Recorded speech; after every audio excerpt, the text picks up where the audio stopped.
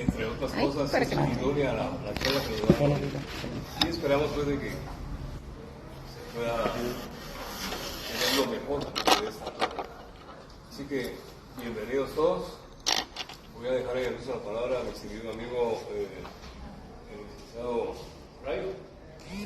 Por favor. Gracias, licenciado Torenas. Buenos días a todos y a todas. Al señor director jefe y al mencionado señor juez Marlon López. Queremos agradecerles nuevamente su presencia aquí, el que hayan venido más o menos a tiempo para esta actividad. Hemos estado tratando de seleccionar los temas que pues, ofrecen un montón de dudas, especialmente para los estudiantes de Derecho y naturalmente también nosotros como profesionales, cuando hay temas que pues, no dominamos, es importante ir haciendo un recordatorio y reforzando este tipo de temas. Así que yo voy a dejar en el uso de la palabra al licenciado Marlon López, quien en esta oportunidad nos va a compartir el tema del día de hoy. Muchas gracias y también saludos a todos los que nos sintonizan a través de redes sociales. Gracias. Bueno, muy buenos días, amigas y amigos, señor director, señor Torrenas, un gusto saludarte y gracias por la oportunidad y la confianza de estar por acá compartiendo con ustedes. Al licenciado Oscarito, un agradecimiento también muy particular como coordinador de las conferencias que realizan acá en la sede del bufete. El día de hoy, pues madrugando un poquito más de la cuenta, porque pues, ahí sí que tenía la esperanza de compartir un poquito más tiempo con ustedes, pero lamentablemente el tema de los compromisos en la jurisdicción son un poquito, a veces en el tema laboral, las audiencias como parte del crecimiento de este tipo de actividades, las audiencias laborales sí son estrictamente puntuales. Creo que a la luz de lo que por ahí puedan conocer ustedes, el artículo 335 del Código de Trabajo señala que hay al momento de darle trámite a la demanda, el juez de trabajo, que en este caso acá en el Departamento de Guatemala es el juez de admisibilidad, pues convoca a las partes para un día y hora, y el tema es que cuando no llegan a la hora señalada, pues hay un efecto jurídico esencialmente para la parte demandada, que en este caso, pues de acuerdo a lo que establece el Código de Trabajo, pues debe ser declarado rebelde y dictarse sentencia dentro de las 48 horas que establece el artículo 358 del Código de Trabajo. Entonces, hago esto como parte de la plática, chicos, porque pues así que vamos a tener que correr un poquito con los temas que vamos a abordar. A Raquel, establecimos que era importante trasladarles a ustedes y a la comunidad estudiantil o profesionales del derecho, es un tema que reviste mucha importancia, un tema en el quehacer de la función jurisdiccional. Cuando se presenta una demanda de trabajo, pues obviamente lleva implícito el reclamo de prestaciones laborales, el reclamo de pago de una indemnización por tiempo de servicio. Y a veces, déjenme decirles, ha sido bastante frecuente el hecho de que no se le presta una importancia que se merece al tema del salario. El salario, hoy pues no vamos a compartir definiciones o cuestiones jurídicas específicamente, sino que pues lo que interesa es trasladarle las experiencias que en el mundo práctico pues se van generando. El tema del salario, repito, pues no se le presta mucha importancia. Y es un hecho controvertido dentro del proceso, un hecho que adquiere mucha relevancia. ¿Por qué razón? Porque primero partamos de que en una demanda laboral se reclama el pago de una indemnización o se alega en un despido injustificado. Este reclamo, en esencia, a la luz del artículo 82 del Código de Trabajo, orienta a que su cálculo al momento de que el juez, después de que dicta la sentencia, ordena y condena a la parte demandada al pago de la indemnización por tiempo de servicio y el pago de daños y perjuicios. En este sentido se ordena que el cálculo de esta indemnización y los daños y perjuicios sean con base a los salarios devengados durante los últimos 6 meses de la relación laboral, ¿sí? Artículo 82. Últimos 6 meses de la relación laboral es la base salarial que se utiliza para establecer el monto que corresponderá a la indemnización y daños y perjuicios. Acá voy a abrir un paréntesis, chicos. Vean, comúnmente también es un error que en las demandas se consignen cantidades. Eso no es técnicamente, jurídicamente hablando, no es apropiado. ¿Por qué razón? De acuerdo a la estructura del Código de Trabajo, el proceso laboral, digamos que se divide en dos fases, ¿sí? Una, que es la fase de conocimiento, en la cual el juez conoce los hechos controvertidos, con base en las pruebas que se aportan al proceso, dicta la sentencia. En esa sentencia, únicamente el juez hace declaración de la existencia del derecho. La sentencia que se emite en los procesos laborales, hablemos de por despido, sea directos o indirectos, justificados o injustificados, la primera etapa concluye con la emisión de la sentencia. Repito, a la luz del artículo 364, si no mal recuerdo, allí se establece cuáles son los aspectos que el juez debe de tener en cuenta al momento de dictar la sentencia. En la sentencia solo se declara el derecho que pueda tener el trabajador al pago de su indemnización por tiempo y servicios, daños y perjuicios, aguinaldo, vacaciones, bono 14 y cualquier otra reclamación que esté siendo planteada.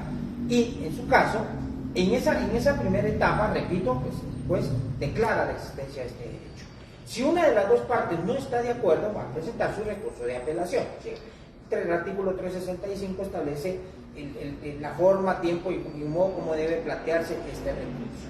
En ese contexto, se va el proceso a la sala de apelaciones, la sala estudia la sentencia y generalmente, con bendición de Dios, pues, en este caso, pues, las sentencias son confirmadas y de ese expediente se abre la segunda etapa, que es la que se conoce como la etapa de ejecución, ¿sí? El artículo está regulada en los artículos 429, si no estoy mal, del Código de Trabajo, pero específicamente el artículo 426 orienta a que en ese momento de que se recibe el expediente, se recibe la sentencia, o en su caso puede ser, porque me ha pasado también, jóvenes, que las sentencias no son apeladas. La sentencia no se presenta un recurso de apelación y adquiere firmeza en la sede del juzgado de primera instancia. Adquiere firmeza. Nosotros pues exigimos el personal auxiliar y dado el impulso procesal de oficio, que es un principio que debe de imperar durante todo el proceso, el impulso procesal de oficio exige que el órgano jurisdiccional, incluyéndose el juez y sus auxiliares judiciales, deben de procurar por que el proceso sea impulsado de manera oficiosa, ¿sí? En ese contexto advertimos que cuando la sentencia adquiere firmeza, de oficio se dicta una liquidación, se hace una liquidación. Y en esa liquidación es en donde se establecen los montos que van a corresponder a las reclamaciones que se otorgaron en esa sentencia. Entonces, ahí es donde en su momento, repito, ya al haberse emitido la sentencia y haberse en su momento el juez declarado lo que consideró pertinente, los datos de esa sentencia son los que se utilizan para hacer la liquidación. Hablamos de que en la sentencia generalmente, y eso les comparto la experiencia particular, no sé si todos los jueces lo hacen así, pero les hablo del trabajo que yo realizo, que he realizado desde que fui designado como juez laboral, es que en mis sentencias yo entro a analizar como hecho controvertido el tema del salario. Por eso, incluso hay ocasiones, por ejemplo, en que cuando en alguna demanda, no obstante, se le dio el trámite en el juzgado de admisibilidad, entonces se entendió que la demanda llenaba todos los requisitos que establece el artículo 332 del Código de Trabajo. En ese contexto, pero pasa que el salario, por repito, les decía al inicio, es un aspecto, es un hecho controvertido que no se le presta la importancia que se merece. Generalmente en las demandas es típico, muchachos, porque pues así, lamentablemente desde la implementación de muchas herramientas tecnológicas, la computadora, por ejemplo, nos hemos vuelto muy machoteros, término muy coloquial, nos hemos vuelto a veces muy de llenar. Si vos tenés un modelo de una demanda, entonces ya incluso proliferan en plataformas sociales, en redes sociales, en modelos de demandas. Claro, creo que la tecnología en ese contexto nos ha ayudado y nos ha permitido tener ciertas comodidades, pero a la larga también nos ha vuelto haraganes mentales. No nos preocupamos por memorizar una demanda, nos vamos a lo que ya está establecido en el machote. Y en mucho, muchachos, es un error. Cada demanda, especialmente pues, en la actualidad estoy dando el curso de Derecho Procesal del Trabajo 1, y yo les hablaba a mis chicos recientemente la semana pasada que la demanda para mí tiene tres pilares fundamentales. El primero, una adecuada relación de hechos. En esa relación de hechos, ustedes asesores, quizá pues, como estudiantes del bufete o asesores profesionales, en esa relación de hechos le van a contar al juez la historia de todo lo que pasó en esa relación laboral. Cuándo empezó, cuándo terminó, si hubo firma de contrato, si hubo para qué cargo o puesto o qué actividades realizaba, el salario que le devengaba, incluso dependiendo, les decía, de los tres pilares, repito, hechos, pruebas y petición. Son los tres pilares fundamentales de acuerdo a la experiencia que sucedió. Los hechos van a fundamentar la petición. Y vean ustedes el 332 del Código de Trabajo, que es el que establece los requisitos de la demanda. Si buscamos si interpretamos más allá de la literalidad del artículo 332, vamos a entender que la petición va a estar fundamentada en los hechos. Disculpe, no sé si es el mío, pero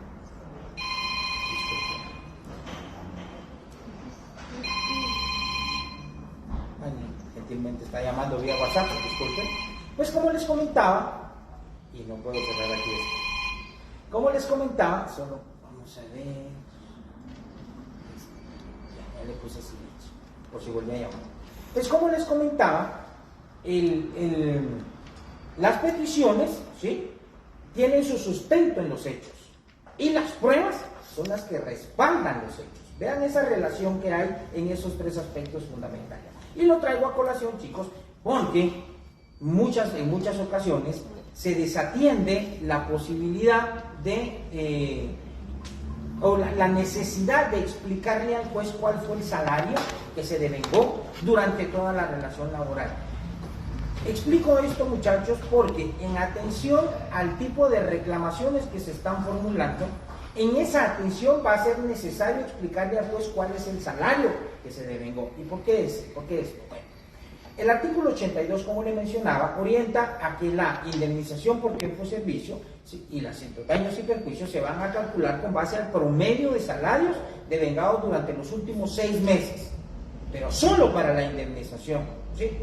El tema es que, conjuntamente con la indemnización, hay reclamo de vacaciones. En ocasiones se reclama solo una última parte de vacaciones, es decir, una parte proporcional, es el término que se utiliza. Tal vez la persona sí gozaba de sus vacaciones y al gozar de sus vacaciones, pues obviamente solo cuando terminó la relación laboral puede existir un periodo proporcional que el Código de Trabajo establece, orienta a que si no se ha gozado puede existir una compensación económica de vacaciones no gozadas. Pero puede ser que tenga 2 o 3 periodos de vacaciones que no gozó. Recordemos que las vacaciones adquirimos el derecho después de que concluimos un año de relación laboral. Claro, ahí hay una norma que orienta a que si se cumplen 200 o 250 días ya podemos gozar del derecho de vacaciones, ¿sí?, de un descanso vacacional. Pero es el goce, pero en el tema del cobro, pues hablamos de que se cobran por periodos que no fueron gozados. Bueno, entonces, igual por ejemplo, el tema del aguinaldo y del bono 14. Incluyo acá estas dos reclamaciones porque, que de igual manera con el tema de las vacaciones, son prestaciones laborales de carácter irrenunciable. En el tema del aguinaldo y el bono 14, puede ser que al trabajador solo se le deba, digamos, si él fue despedido, fue despedido el 30 de marzo, pues se le va a deber, en atención a los periodos que regula la ley los cuerpos normativos que regulan el pago de estas prestaciones, la ley reguladora del pago del aguinaldo y la ley que regula el pago de la bonificación anual, se establecen periodos de cálculo. En ese contexto, el periodo de cálculo del aguinaldo va a empezar del 1 de diciembre de un año y va a terminar el 30 de noviembre del año siguiente. ¿Me explico? En el periodo de cálculo de la bonificación anual, conocida como bono 14, empieza el 1 de julio de un año y termina el 30 de junio del año siguiente. Esos son los periodos de cálculo. ¿Y por qué es importante tenerlos en cuenta, jóvenes? Los cuerpos normativos que regulan estas prestaciones establecen claramente cuál es el periodo y establecen también que estas prestaciones se van a pagar, ¿sí?, con base al promedio salarial devengado por cada uno de esos periodos. Me explico. Por ejemplo, el trabajador lo despidieron el 30 de marzo. El aguinaldo va a empezar a correr. Por ejemplo, si le pagaron su aguinaldo del año pasado, solo va a tener pendiente lo proporcional del periodo del 1 de diciembre del año 2022 al 30 de marzo del año 2023. Igual el bono 14. ¿Por qué periodo le va a corresponder? Del 1 de julio del 2022 al 30 de marzo del año 2023. Tenemos fijado el periodo por el cual se está reclamando. Entonces, en la demanda tenemos que indicar cuál fue el salario que devengó por cada uno de estos periodos, no solo por los últimos 6 meses. Y adquiere más relevancia o más importancia este tema cuando se reclama más de un periodo. Es típico, y les hablo, jóvenes, de que en cada, pues, ¿qué les digo? Tal vez 6, 7 de cada 10 demandas, esencialmente son planteadas contra el Estado, ¿sí? Del resto, 2, 3 demandas son planteadas contra entidades de seguridad privada, que son uno de nuestros principales clientes junto con el Estado, y 1 o 2 demandas contra otras personas, particulares o cualquier otro tipo de entidad jurídica. Pero la mayoría de empresas de seguridad, los trabajadores se quejan que nunca les pagan prestaciones y nunca les pagan el salario mínimo. Una realidad lamentable, pero que sí se da con frecuencia. En el tema del Estado, generalmente demandan cuando no se reconoce la existencia de la relación laboral. Entonces, la persona estuvo laborando, prestando servicios técnicos, conocemos comúnmente, bajo ciertos renglones presupuestarios, o servicios profesionales, que en esencia no reconocen una relación laboral. Entonces, la persona estuvo laborando, ¿cómo decirlo?, prestando sus servicios por 2, 3, 5, 10, 15 años y nunca le pagaron prestaciones laborales. En la demanda se reclama todo, entonces, desde que empezó a prestar sus servicios, año 2005, 2010, hasta cuando concluyó la prestación de los servicios. Esencialmente allí se pide la existencia de la relación laboral y, consecuencia de ello, el reconocimiento y pago de prestaciones laborales irrenunciables y, en su caso, como fue despedido de manera injustificada, pues el pago de una indemnización. Entonces, repito, retomo el tema, el salario. Debemos de indicar en la demanda cuál fue el salario. Por ejemplo, si estamos pidiendo prestaciones del año 2015, 2020, digamos cuál fue el salario que nos pagaron en cada uno de estos años. ¿Por qué razón? Porque al momento de contestar la demanda, donde se traba el contradictorio, la parte demandada tiene la opción de oponerse o no a los hechos que se están manifestando en la demanda. Si no se opone y no dice nada, considera como que lo que le está aceptando. ¿Me explico? Entonces, ya para nosotros, en el momento de dictar la sentencia, porque el 364, reitero lo que mencionaba hace un rato, establece cuáles son los parámetros que debe contener una sentencia y esencialmente orienta a que el juez en esa sentencia decida sobre los hechos que son controvertidos, decida los hechos que entraron en pugna. Si no hay hechos, si en un momento determinado el salario, la parte demandada no dijo nada, pues está aceptando prácticamente lo que dice. Entonces, para mí como juez no constituye un hecho controvertido el tema del salario. Entonces, ¿qué hago? Tomo lo que dice la demanda. Porque sí, eso sí, en mis sentencias, en particular, repito, sí dejo un apartado específico para determinar la base salarial que va a servirme más adelante para calcular las reclamaciones. ¿Sí? En mi sentencia dejo establecido esto. ¿Y por qué?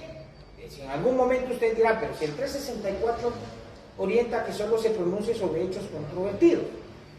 Una de mis responsabilidades, tenemos los jueces a nivel en nuestro país, es que en nuestras sentencias también tenemos que velar por el cumplimiento de un mandato constitucional.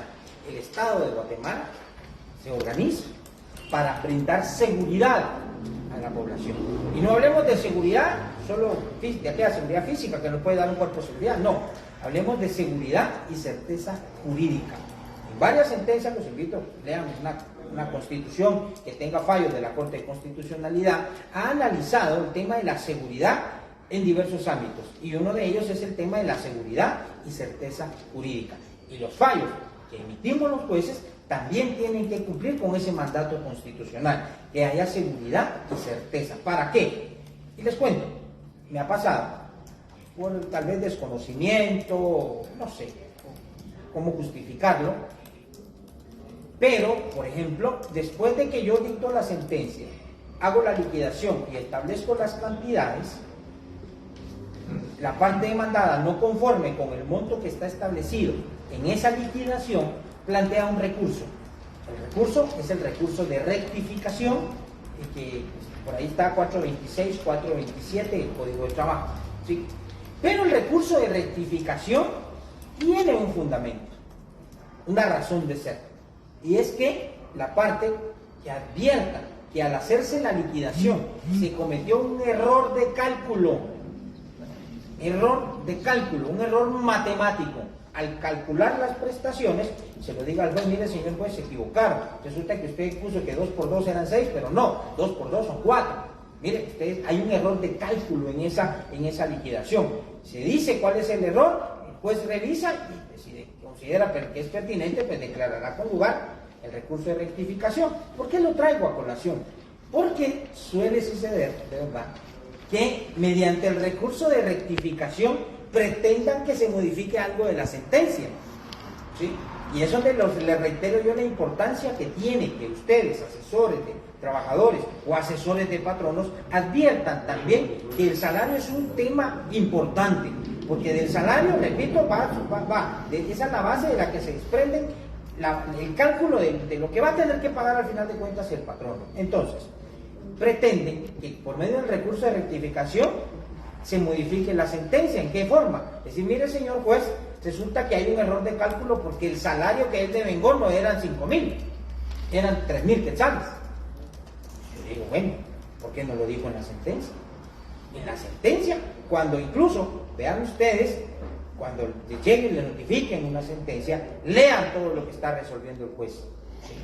El juez, repito, bueno, al menos en mi caso particular, no tengo la chance y el tiempo de andar revisando las sentencias de mis compañeros, no, pero en las sentencias que yo emito, sí, al menos mis auxiliares están compenetrados en torno al tema de la importancia que tiene de determinar ese aspecto en la sentencia, el salario.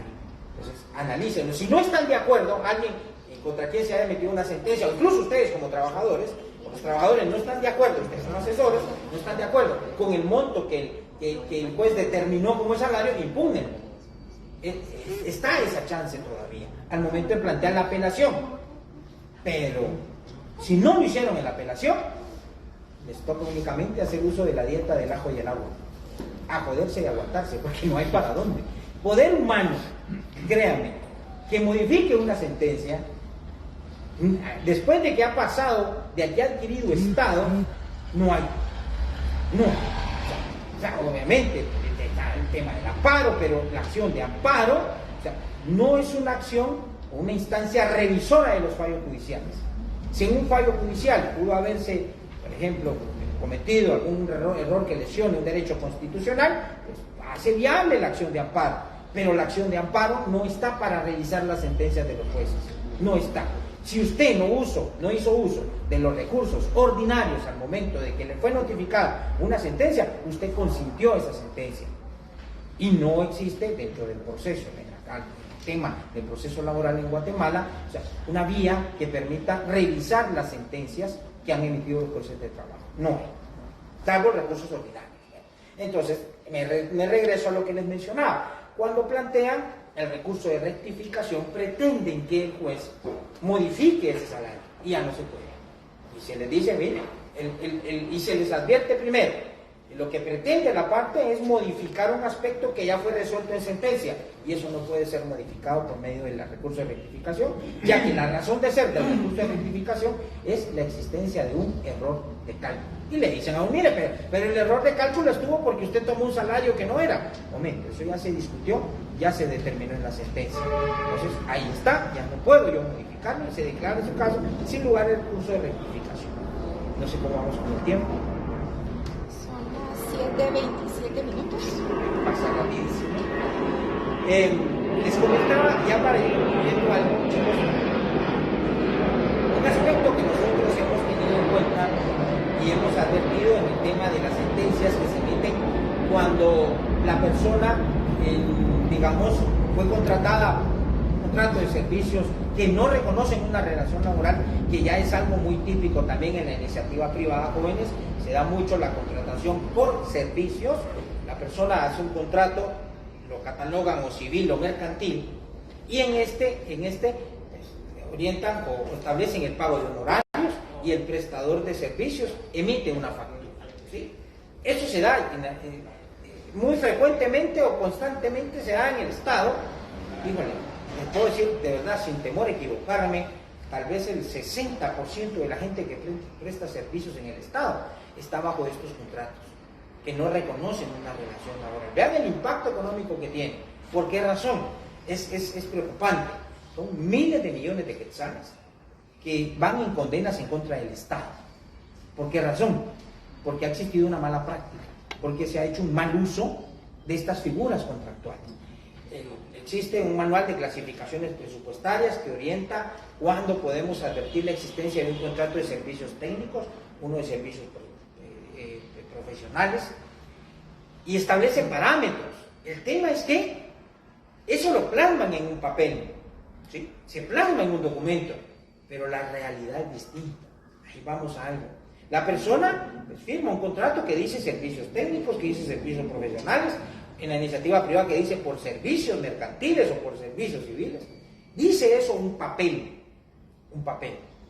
Pero el tema es que en la realidad la situación es distinta.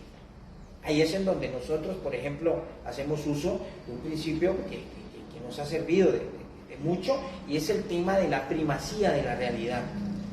Igual, esto afecta también el tema del salario. ¿Por qué razón? Primero, en la realidad, una persona presta servicios, tiene un horario, a veces marca, pero tiene un horario, a veces no, tiene un jefe, tiene alguien que coordina, que le dirige, que le da instrucciones sobre cómo hacer su trabajo, está sujeto a llamadas de atención, llega tarde, le llaman la atención,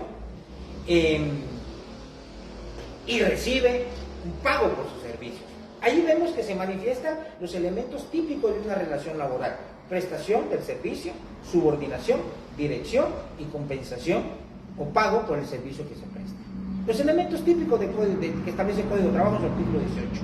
Entonces, si en la realidad se demuestra que él, en efecto, en sus servicios se daban estos elementos, incluso, chicos, déjenme compartirles, pasa que en los mismos contratos que dicen de servicios técnicos o profesionales, se establecen estos elementos. ¿Por qué? Porque la persona es contratada para prestar un servicio personal, primer elemento. Se habla de que tiene un coordinador o jefe del lugar en donde presta sus servicios. Ahí está la subordinación. Recibe instrucciones, memorandos, 10,000 pesos, ya está bonito, empezando. Lo vamos a pagar en dos tantos. Una primera parte que va a ser tu salario base y tu bonificación.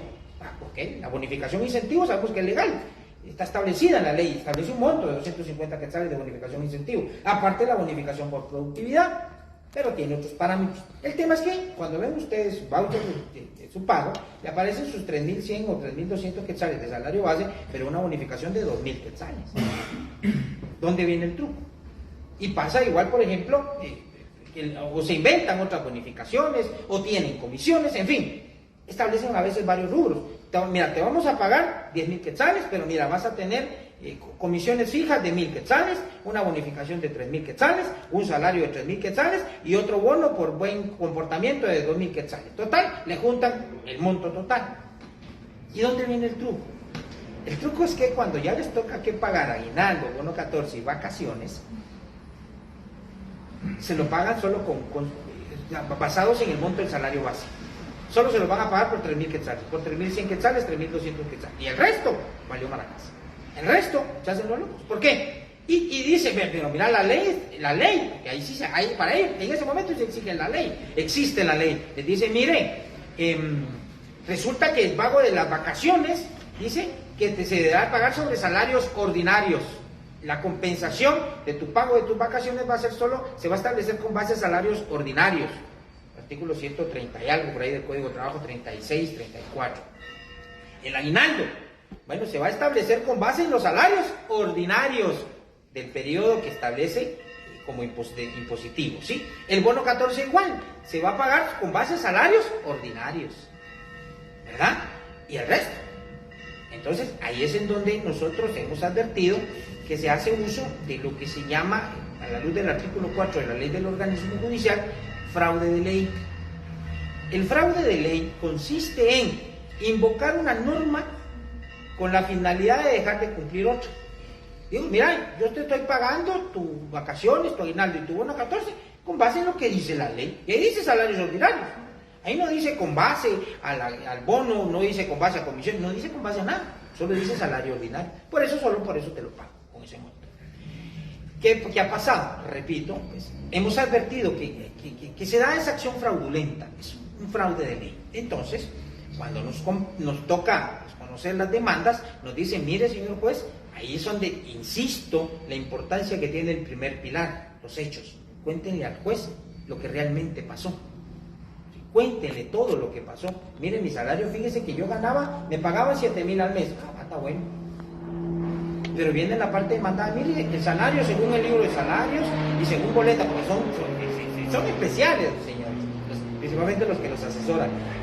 Resulta que firman dos recibos, uno por salario, mire, el salario era de 3,100, ahí está, mire. Y la ley exige que del pago de salario quede constancia escrita, mire, ahí está.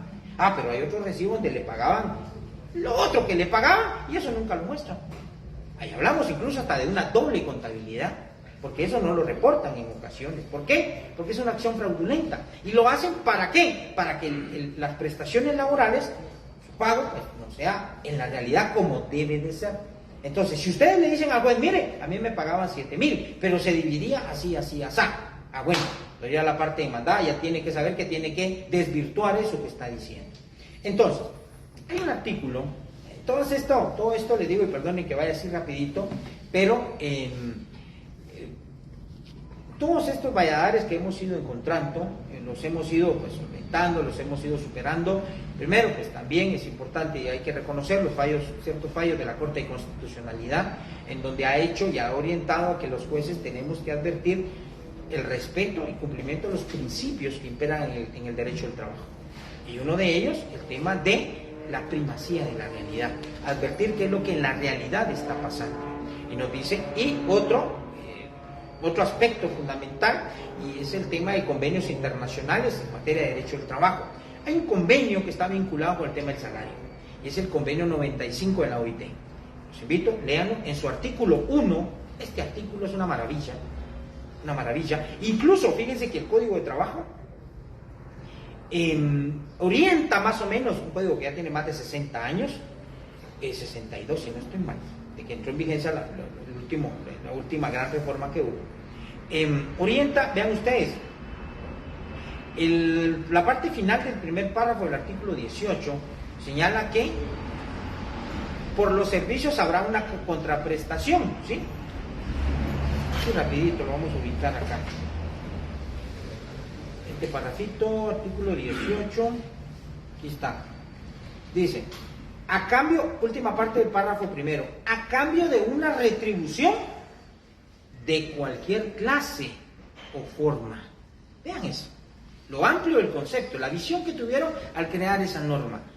Una retribución de cualquier clase o forma. Y va de la mano con el artículo 1 del convenio 95. Ahorita creo que está aquí.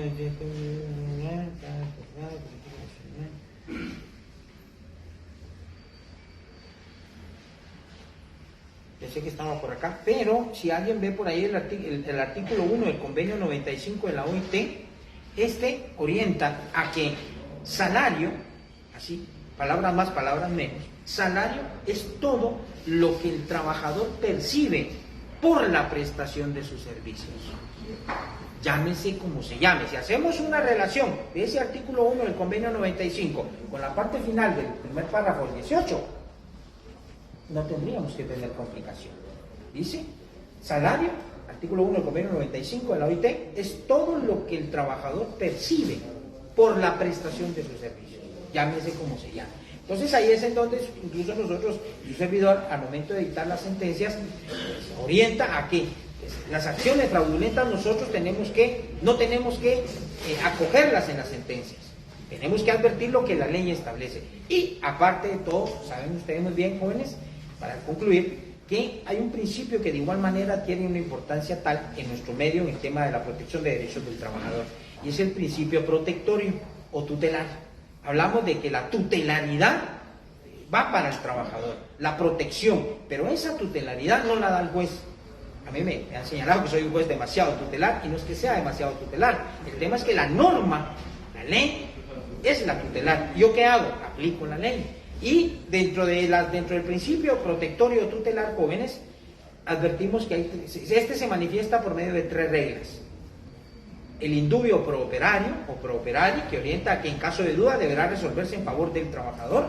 El principio de la norma más favorable, que orienta a que si hay 2 normas que van a aplicarse en un caso, deberá aplicarse la norma que más favorezca al trabajador. Y la regla de la condición más beneficiosa. Ahí hablamos de condiciones que se dan en la realidad, que pueden darse, y que si se demuestran en juicio y hayan 2 condiciones, siempre vamos a aplicar la más favorable. El indubio pro operario también orienta a que en caso de duda en cuanto a los alcances e interpretación de una norma, ¿sí?, la vamos a interpretar en el sentido más favorable. ¿Para quién?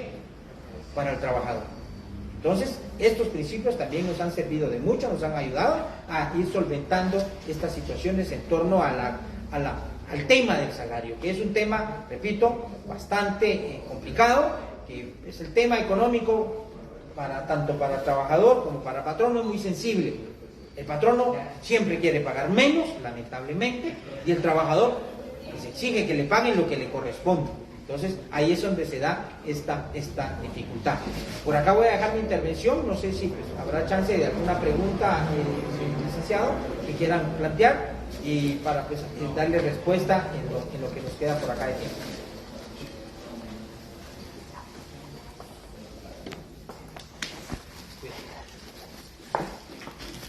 Bueno, es el momento para que quiera hacer una pregunta aquí al licenciado Manuel López.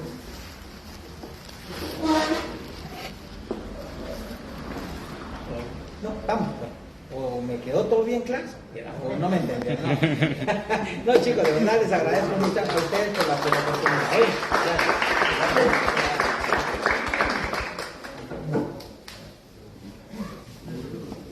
Dice sí, el diploma de popular y ejercicio de práctica supervisada, Facultad de Ciencias Jurídicas y Sociales, la Universidad de San Carlos de Guatemala, otorga el presidente el diploma a licenciado Manuel Arnoldo López Najarro, por su valiosa disertación en referencia con la modalidad presencial y virtual, aspectos prácticos del salario para el cálculo de prestaciones. Guatemala, 26 de abril de 2023. Un servidor. Gracias.